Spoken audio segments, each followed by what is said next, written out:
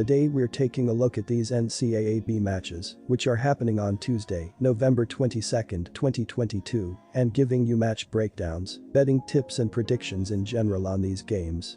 Welcome back to High Stakes, let's get straight into it. Also, don't forget to subscribe and push that notification bell to get notified as soon as we release these sport prediction videos, and if you would like more betting tips and predictions, then check out our Patreon in the link down below.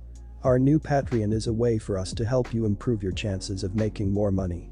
Multiple plans are available for each and every one of you. By becoming a member of the High Stakes Patreon, you will have access to our best team picks, total picks, parlay picks and much more.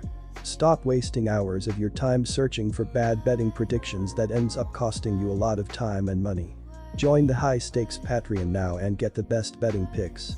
Going back to our video, we will give you 2 betting picks for each game, a team pick and a total pick based on facts and detailed explanation. So make sure to watch our videos till the end so you don't miss any of our picks. SMU vs Louisiana-Lafayette. The betting market has been way off on SMU in its first 4 games under Lanier, as the Mustangs have yet to cover a spread. I want no part of backing them as favorites against a Louisiana team that has gone undefeated through its first 4 games and is entering this matchup with a ton of confidence. The Ragin' Cajuns have been shooting well from everywhere on the court, while SMU is struggling to knock down shots right now. Louisiana also has a lot of experience, so it will not be intimidated by this atmosphere. SMU has failed to cover the spread in 9 straight November games dating back to last year. Take the Louisiana plus 2 points. The Louisiana Ragin' Cajuns are averaging 89 points on 50.8% shooting and allowing 70.3 points on 42.3% shooting. Jordan Brown is averaging 18.8 points and 1.8 assists, while Terrence Lewis II is averaging 16 points and 10.3 rebounds. The SMU Mustangs are averaging 64.3 points on 37.9% shooting and allowing 66.3 points on 38.9% shooting.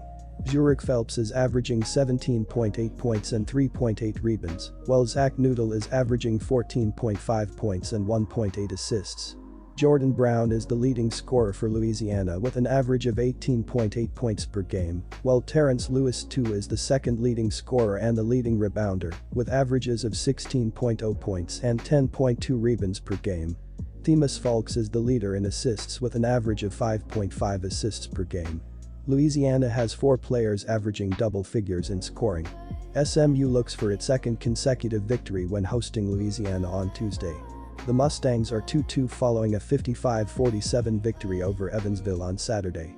Zurich Phelps was the leading scorer for SMU with 15 points. SMU shot only 32.1%, but the Mustangs held Evansville to 28.8% shooting overall and 18.2% shooting from 3-point territory. Zurich Phelps is leading SMU in scoring and assists with averages of 17.8 points and 2.2 assists per game, while Lee Fadigi is the leading rebounder with an average of 10.2 rebounds per game. Zach Noodle is the second leading scorer with an average of 14.5 points per game and one of just 2 players for SMU averaging in double figures in scoring. The Mustangs score an average of 64.3 points per game. Take the under 146 points.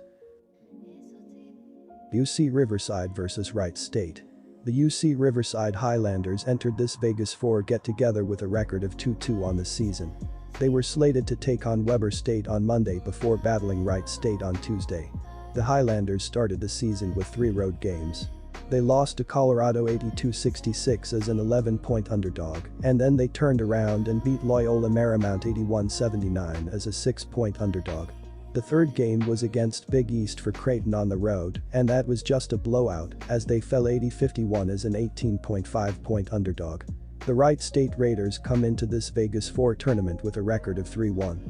They took on Abilene Christian on Monday and now take on UC Riverside.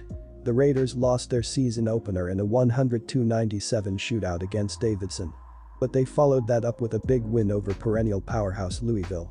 The Raiders beat the Cardinals 73-72 at Louisville with a buzzer beater by Trey Calvin.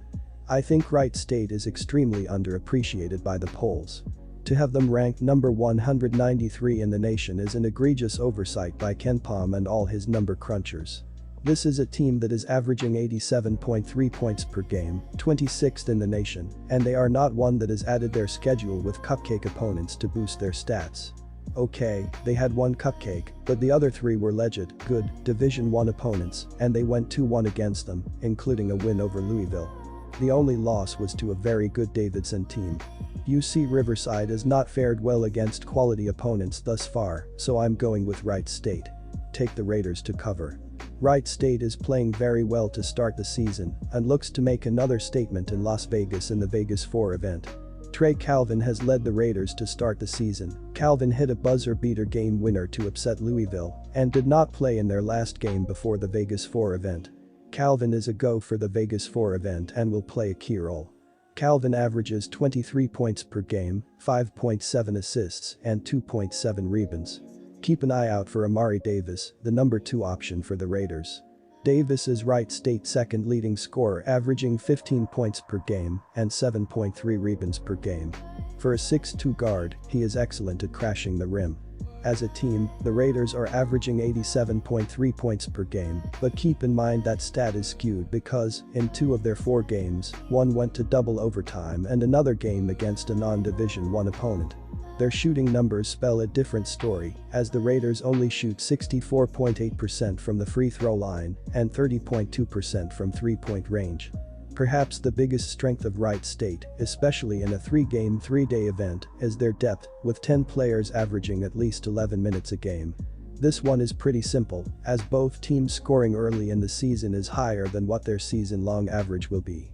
Each has played a non-Division I opponent, and Wright State has played a double overtime game that has boosted their points per game stat.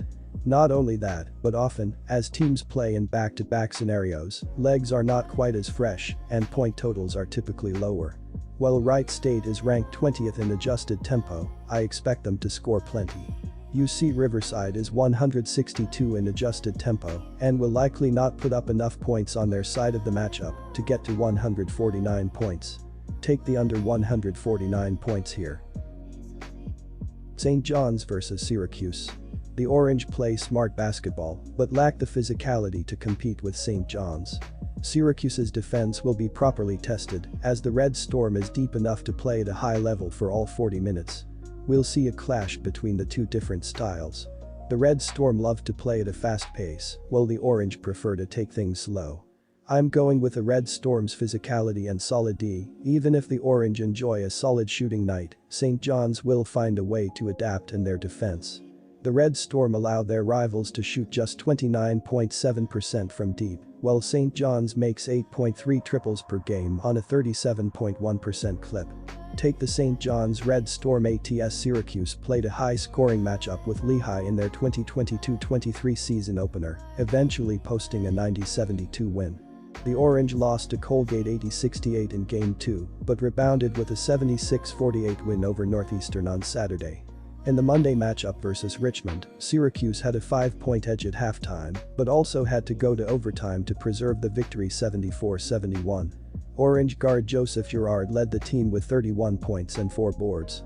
Over on the St. John's side, they didn't have any trouble with Merrimack in their opener during a 97-72 win. The Red Storm kept the winning streak going with victories versus Lafayette 83-68, Central Connecticut State 91-74, and Nebraska 70-50. St. John's took on Temple during their Monday matchup and had a tough game. The Red Storm scored 46 points in the second half, on the way to a 78-72 win. St. John's Montez Mathis posted 16 points, and Joel Soriano doubled on 15 points and 12 rebounds.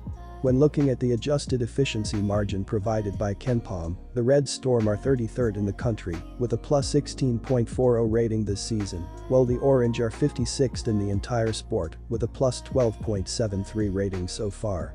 When looking at the assist-to-turnover ratio throughout the season, there is a clear divide on these programs, as Syracuse is 198th in the nation with a 0.897 ratio this season, while St. John's is 69th in the entire sport with a 1.25 ratio heading into this game. The Red Storm feel like the better overall team, so go with the St. John's Red Storm to cover the spread in this matchup. Take the over.